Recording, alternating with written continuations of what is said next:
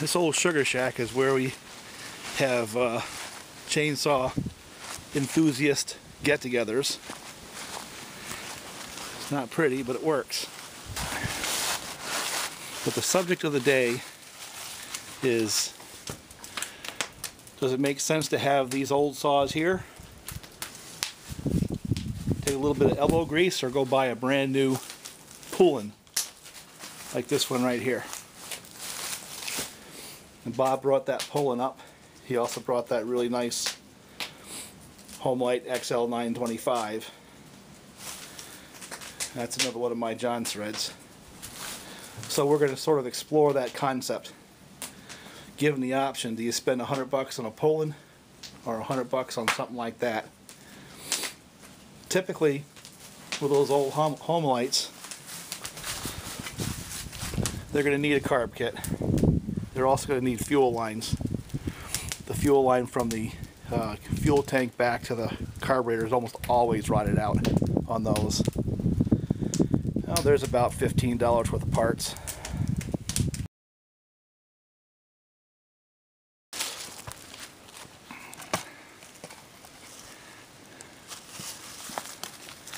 So the thesis there is, if you want to be cheap, and the ultimate in cheap, and what's the best way you can go?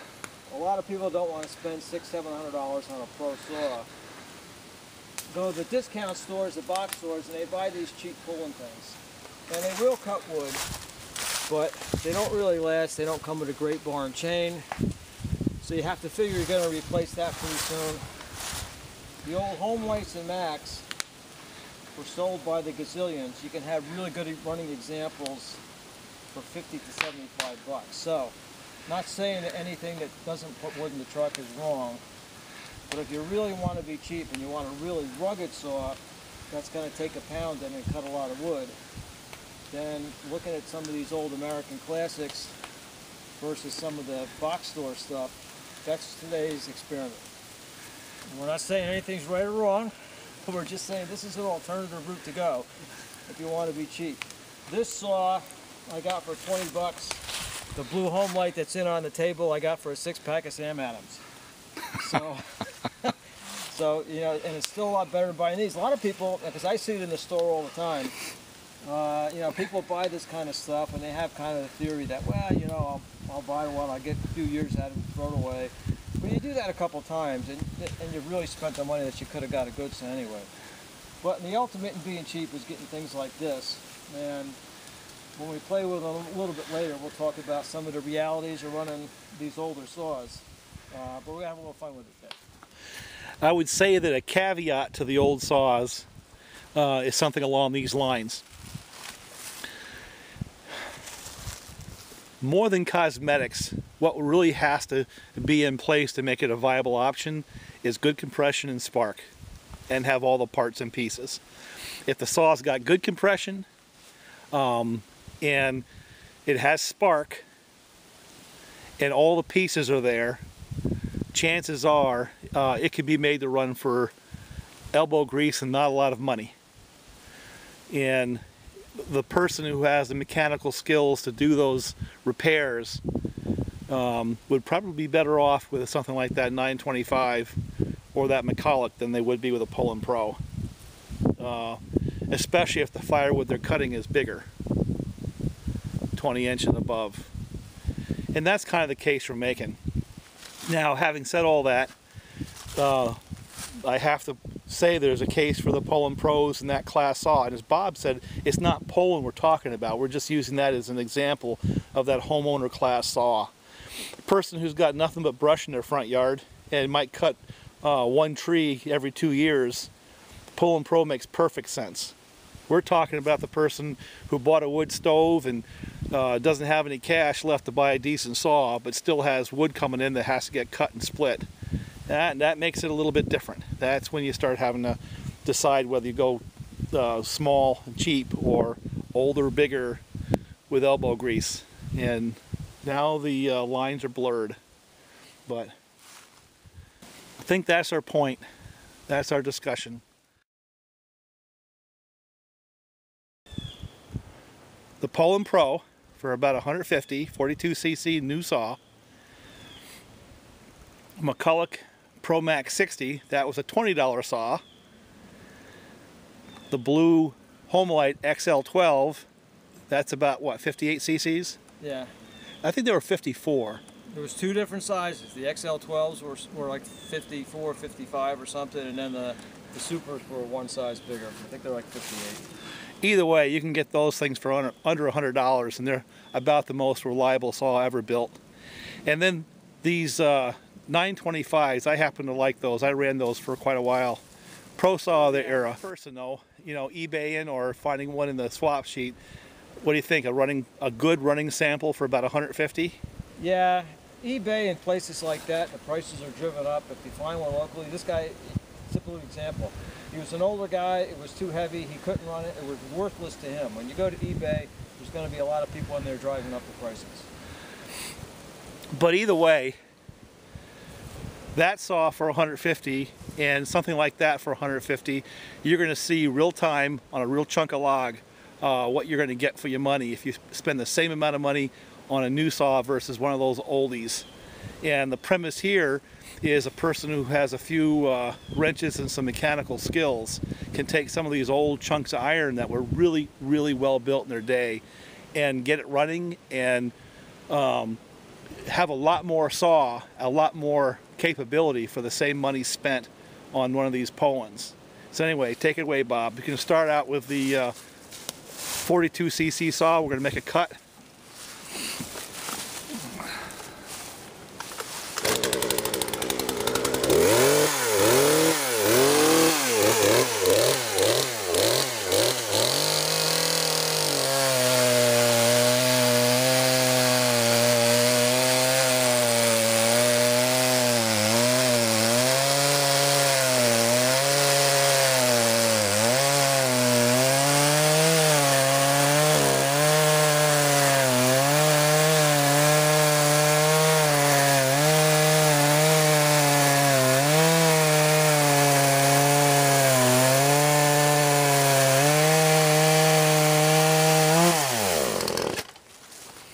Get the other yellow saw.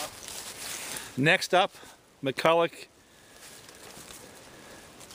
What's that, a Pro Max 6?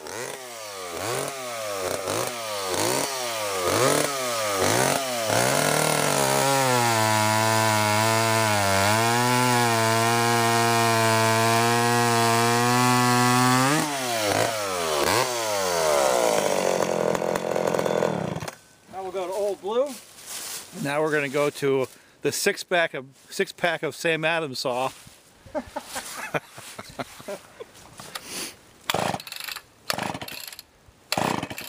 Don't worry, I can edit. Now they're old girls.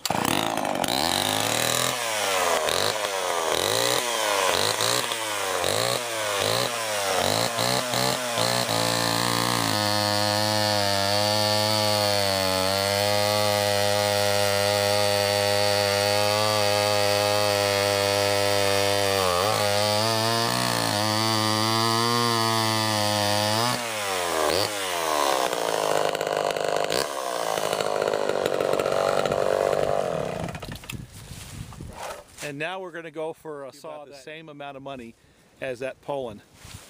Now figure, you know, you put a carb kit in it and chain or something.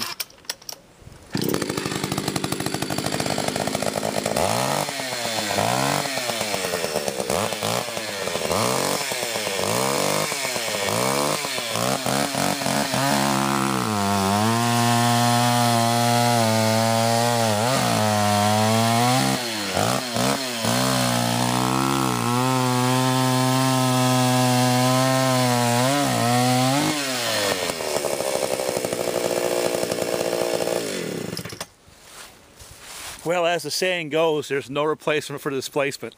Even though you're spending the same kind of money on one of those used, throw a few dollars in for a new chain, bar possibly. You might spend 200 bucks and get one of those in good working condition when you figure a carb kit, fuel lines if you need fuel lines, chain, and bar. But that's an 82cc saw. $150 for that new. Burn up that chain and that bar within a year because they're junk. I'm sorry, Bob, but they are. And you're going to put another 50 into it anyway. So now you're dollar per dollar the same kind of money. Now I'm talking to a guy with some mechanical skills here. I'm not talking about a guy who doesn't know how to turn a screwdriver. I don't know how to tell you. You know, to me, you can make your own decisions. You can draw your own conclusions.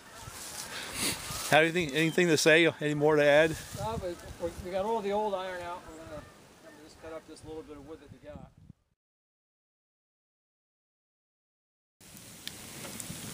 Part of the tradition is to put together good food. So in preparation for later, took some of those potatoes we got out of the garden, wrapped them up in tin foil and just pitched them right there in the fire. You can see them. After a while, they'll be ready to eat. Now this old sugar shack, it kind of caved in years and years ago, and our chainsaw get-together group or club or whatever you want to call it has little by little been bringing it back to life, and shored up the roof a little bit, cut some branches off it that were laying on the roof. Unfortunately, this section still caved in. It's going to be a while before we get that cleaned up, but we pick at it little by little. And for doing this kind of thing, we got a couple of work tables, and you know, it works.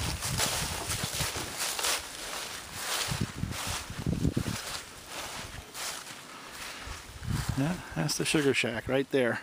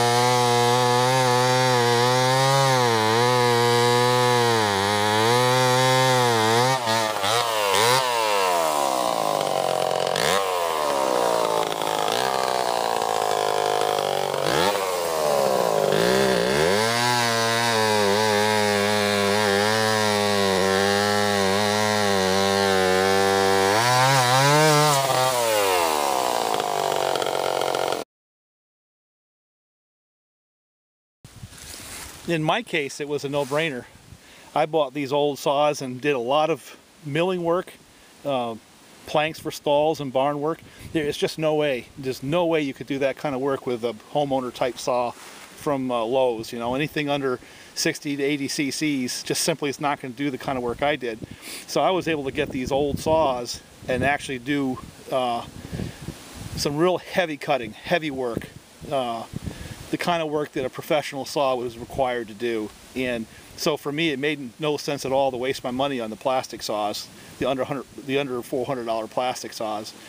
So I was able to take these old professional level saws and turn them into very productive tools for the farm. But that's a different case. There's a lot of people who will never have to mill 4,000 board foot of lumber. So, but for those guys who might, that's what this video is for you guys to see some of these old saws and consider for yourself some options.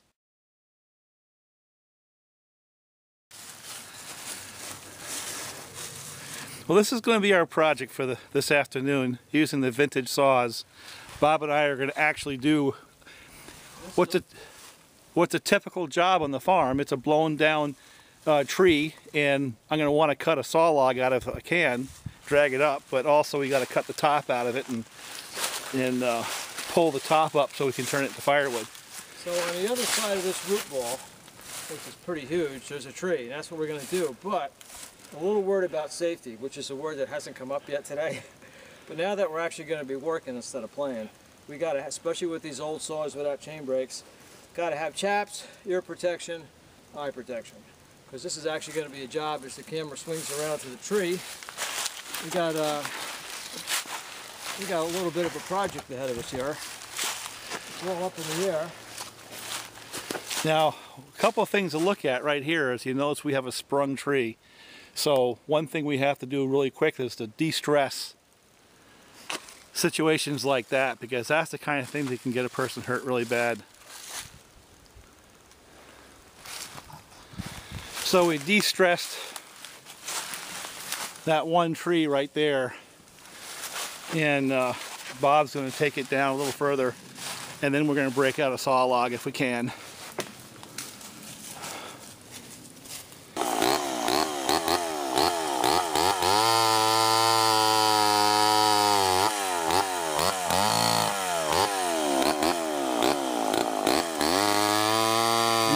Running low on batteries, but basically little saw right there broke down the top.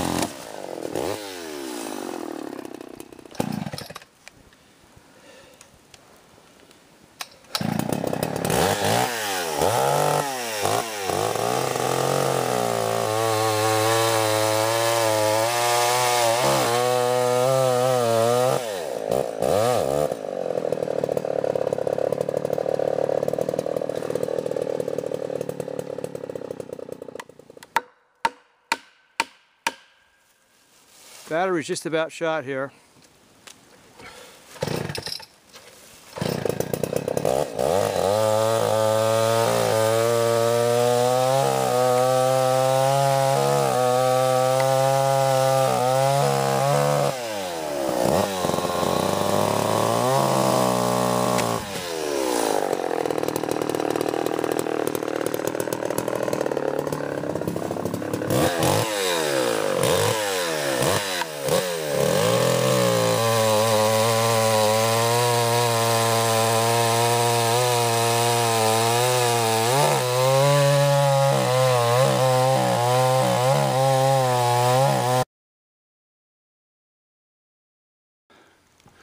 Didn't get it, but that darn thing just flopped right back up after we cut the tree off.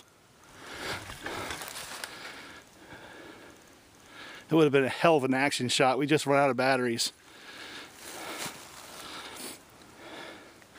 But I got a couple of good saw logs out of it. This is actually a butternut tree, and it'll make some good money for me.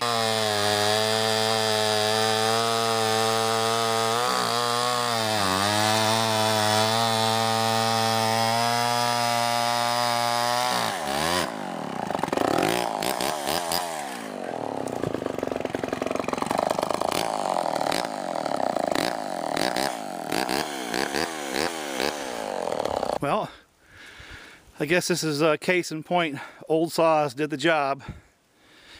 That XL12 925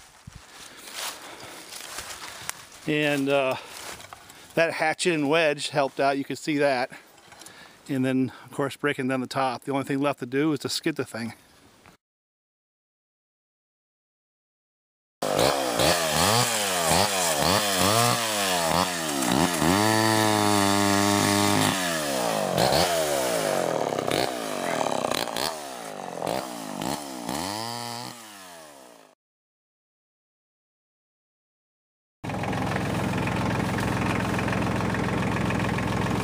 Pulled it out with a bucket first, and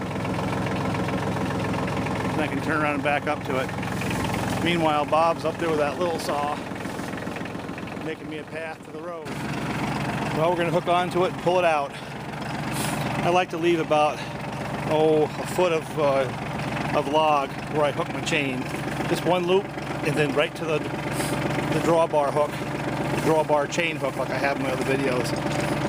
I like to make that kind of tight so that I have a little bit of lift, therefore get some weight on the back of my tractor and pulling out. So anyway, we're going to pull out, skid that log, and that'll be done for the day. And it's a good way to end the day, don't you? Got snow coming. Well, that's one more tree for that old saw, old 925. We're up at the landing. Bob was running his saws to get the gas out of them, runs them till they stall, and that should be familiar. Those are chain hooks, that wedge, some of the tools from the earlier videos. I think it's time to go get some food. What do you think, Bob? Time to get some food? What's that? Time for lunch? Yep. Yeah, I need a couple sodas. Let's get something to eat. Get that fire going. Yeah. Get out of the wind. Of course, this is New York State.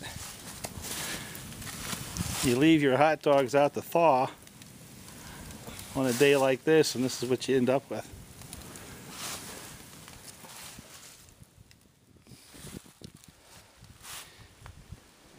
And it's legitimate to say that we're not comparing apples to apples. We're doing apples to grapes. There's your grape. There's your apples. But what is fair is, even though the class of the saw isn't the same, the amount of money you spend to get it running might be the same, and that is the point. It's bang per buck. And there's a whole bunch of old ones in here. All of them run pretty well. And I would say that if I was to span my camera across this whole group of saws, you got one 920, a 920, a 920, an XP1020, a 61, and the 925. These are all my old antiquers. I might have 50, 100, 150, 300. There might be $500, maybe $600 worth of my cash outlay in all those saws. But I gotta tell you, they can cut an awful lot of wood, and have. So that's the point. It's about what you get for the money spent. And you have to add the element of having some mechanical ability. This is not for the average person. It's getting a little bit later, and it's getting cold as hell. It's New York State, so I think it's enough for a day.